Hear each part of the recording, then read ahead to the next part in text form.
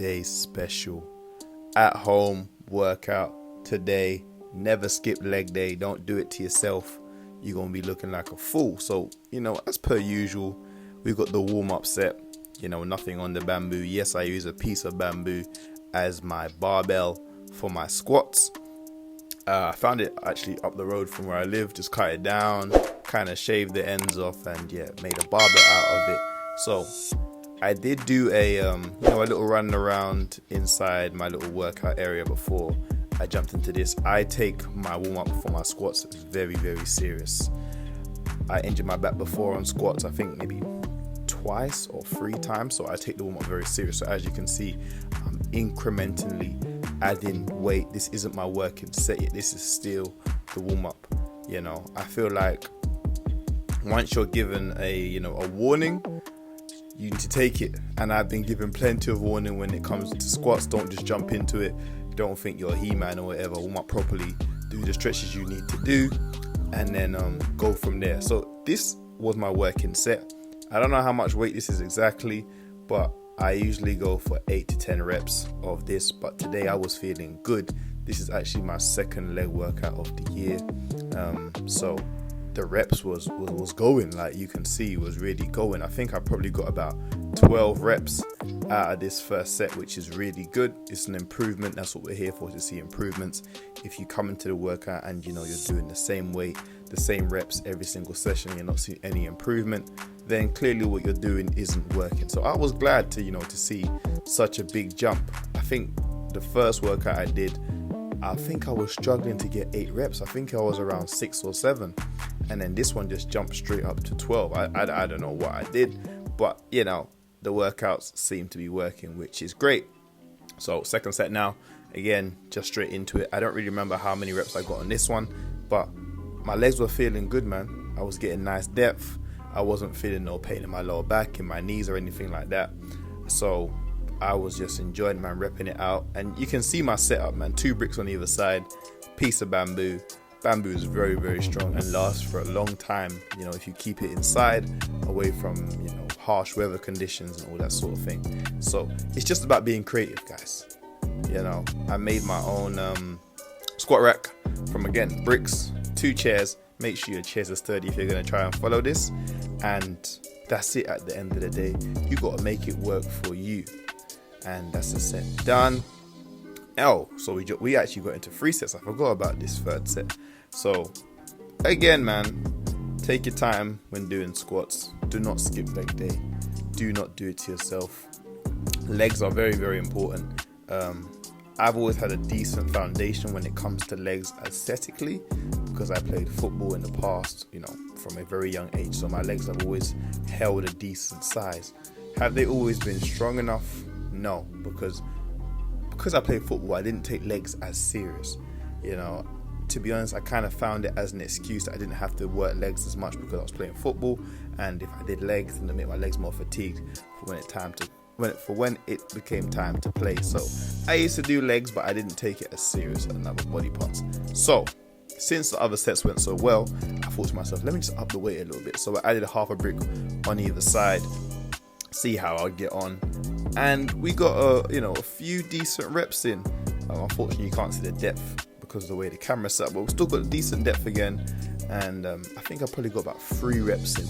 But I feel as if I had started off with this weight from the beginning, I probably would have been getting about 6 reps, Because remember, I had already done 3 sets and my legs were already fatigued. So I thought to myself, man, next workout, I'm going to start off with this. And so now we got some calf raises. I'm actually using the weight that I used for the final set, because last time I did calf raises with the weight I did with the working set, it was a bit too easy. So I'm aiming for that 8 to 10 rep range. This weight was perfect for that. I'm trying to get a squeeze at the top and hold the squeeze. I don't want to just bounce on my toes. I want to hold the squeeze for as long as I can at the top. While it's not too easy, I can hold it all day, but it's enough pressure that I can hold it, come back down and just control the movement. And even looking now, I probably could have held it a bit longer, just to get more work in the calves. So I think my calves are pretty decent, if I do say so myself. Some may say they're small, some may say they're big, but for me, I'm happy with my calves. I've always worked them, whether it be body weight or weighted, or just, find a ledge or stairs and always up my calves. So 4 sets, 8 to 10 reps. Really enjoyed it. I think actually in a few of these sets, I did get more than 10 reps. I think I maybe got like 12 or 15, but calf raise is very important. Very good to keep your ankles, Achilles, and basically just the whole back of your leg very healthy, because remember, those are like tendons and ligaments and all that thing running down the back of your leg, and it's very important to keep them healthy. So don't skip out on calf raises. Take them seriously like you would any other exercise.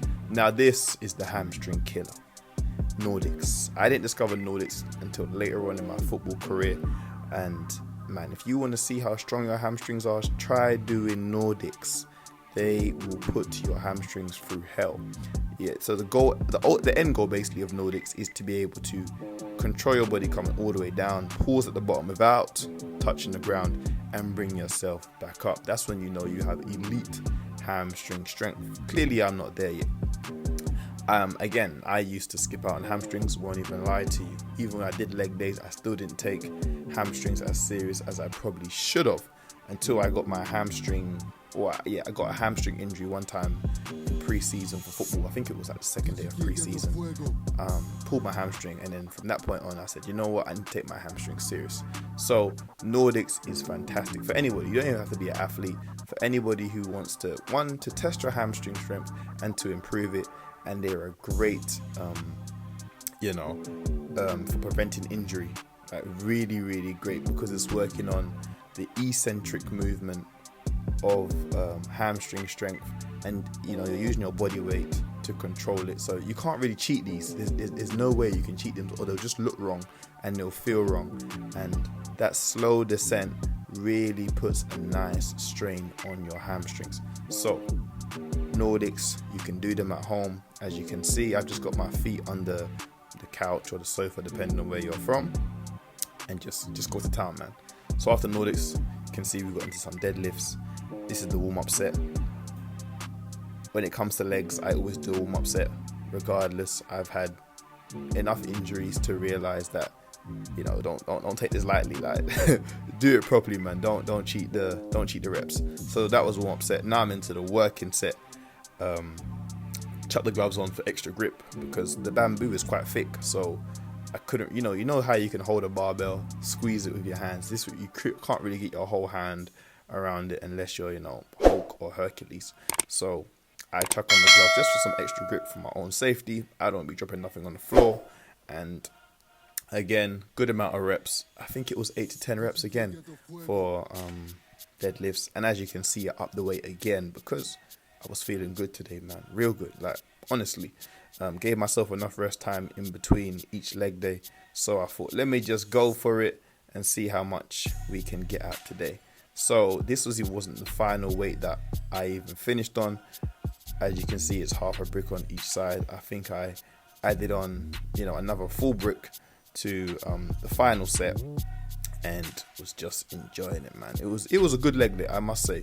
It was a very, very good leg day. So as you can see now, final brick on either side. I'm jamming now. I'm enjoying it. Please enjoy your workouts, guys. I know a lot of people may seem like you have to, it's like this torturous thing that you have to hurt yourself. It kind of is. I won't lie. You're inflicting pain on yourself, but enjoy it, man. Just think to yourself how much better you're going to look and feel after your workouts are done, man. Like, just have that image in your mind every single time you feel like you can't do another rep, or you're sick of whatever, you know what I'm saying? So then we got into some Bulgarian split squats. I don't know why they're called Bulgarian split squats. I'm assuming someone in Bulgaria must have created it or, patented it. But split squats, as you can see, my setup, grab the chair, put some mats in the chair just to make my foot more comfortable, 2 bricks to stabilize the chair, and then the bamboo on 2 bricks on either side. I did 5 reps of these on each leg. My legs were extremely fatigued by the time I got to this.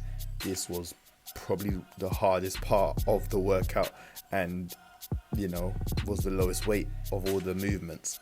So my legs were exhausted, but I just thought, push through, man. You've done well so far. Don't quit. Keep going. Keep good form.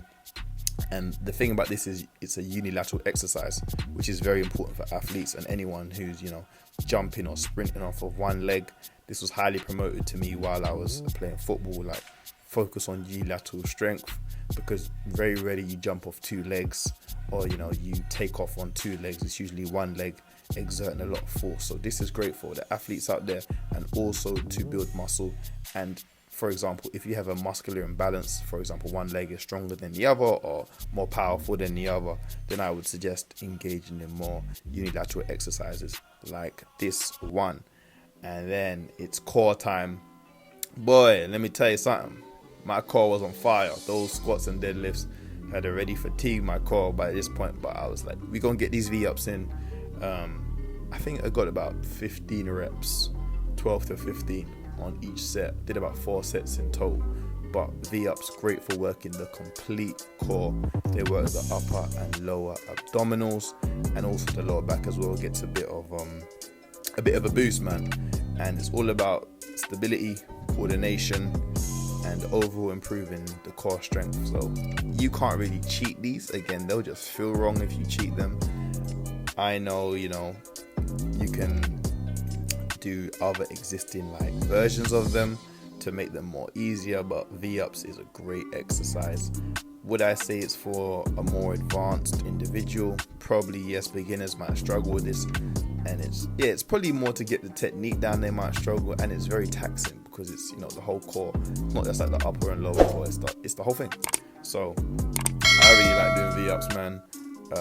I like incorporating ab exercises on leg day. I might do another day, a bit of abs, but for me mainly it's on leg days.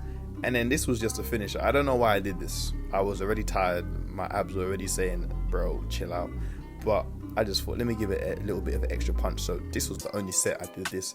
I'm going to be as transparent as possible. I ain't going to pretend like I did more after this. After this final set, I was done. So hope you enjoyed watching. Make sure you check out future videos. Peace.